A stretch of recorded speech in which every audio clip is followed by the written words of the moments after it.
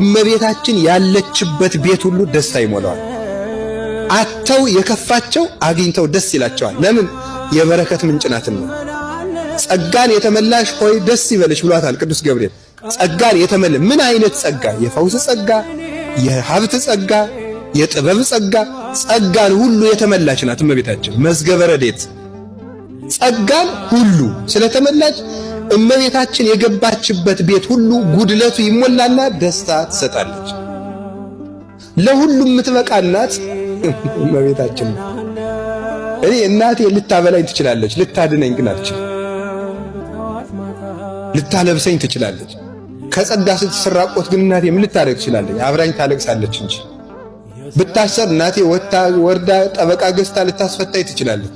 በነፍሴ ብታሰር ግን ማስፈታት አትችልም። እመቤታችን ለሁሉም የምትበቃ ናት።